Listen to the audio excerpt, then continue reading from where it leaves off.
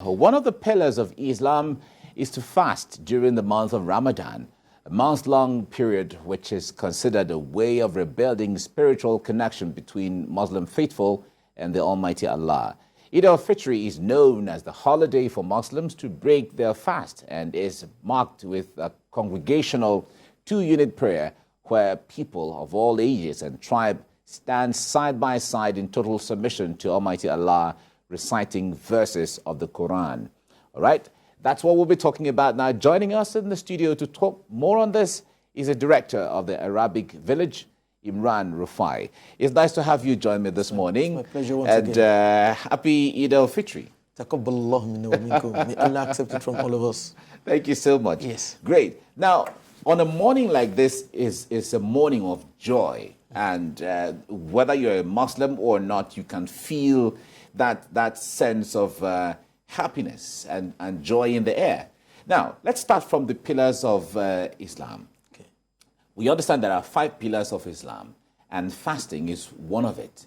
Now, educate us whether there are hierarchies in these 5 pillars, which is more important than the other, which is higher in ranking than the other, if there are, or they are all equal.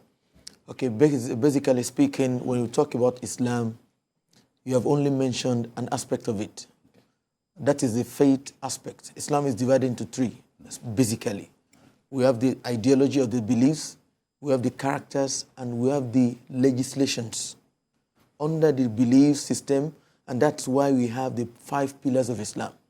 When you talk about the 5 pillars of Islam, you'll be talking about the faith in God, faith in the Day of Judgment, faith in the books, faith in the messengers, faith in the destiny, and all it entails. Then you come to character, morals. Talk about morals with God, morals with His creatures, morals with yourself. Then you talk about the legislations and the rulings. It talks about what you do with respect to different issues, personal issues, societal issues, and when it comes to business, when it comes to transactions, when it comes to war, when it comes to all other things, details in life that needs legislation. Having said this, the one we are talking about now is under the first part, which has to do with your beliefs. Your beliefs are based on those hierarchies. Number 1 of the pillar is the act of ibadah to come in, act of worship. You come in, after the belief in Allah, then there's fasting. After fasting, there's zakat. After zakat, we have hajj. And after that, you have the 5, arranged together to achieve what Allah Ta'ala wants you to achieve. However, they have been arranged in such a way that a Muslim will do one after the other. So having prayed Salat, which is the first after belief, you go straight to Zakat. After Zakat, you have Sawm, then you have Hajj. Hajj is the last of them all. Zakat is the giving. Yes, okay. It's the charity. The charity. That is based on your wealth. Okay. That is based on your wealth. Your annual, there are 2 types of Zakat. We call one Zakatul Mal. Zakat based on your wealth that you have amassed, maybe through business, the landed properties, and the likes. Then there's Zakat that we are observing today, based on the fact that Ramadan has come to an end, and we must purify our body because we must have made some mistakes in the course of, fasting. So because Allah subhanahu wa ta'ala wants us to come pure to Him, any blemish in us, we use that Zakatul Fitr of today's festival to take out all those blemish and give it out to those who are in need of it. And people in need of it are of 2 types, the needy and those who are very poor, extremely poor. So we share it with them, we distribute to them before going out for our prayers this morning. Yes. Fantastic. All right. Now, when it comes to the aspect of the zakat that you talked about, which has to do with the charity and the giving, what is the place of those who are poor, who have been somewhat instructed to give? The concept of giving in Islam is general to all Muslims. Exactly. But those who are poor, who are below the ladder and who don't have to give, what is their place in the instruction of giving? Their place in the structure of giving is that they must accept. Okay. Their duty is to accept when it is given to them. Their right is to accept. In fact, they can demand. Oh. Yes, they can demand. That's interesting. Yes. To know. they demand from what you have. And there are examples of what have happened in the past. Even God, in His infinite mercy, instructed the Prophet, "Khudh min amwalihim sadaqah." Dip your hands into the property, what we call charity.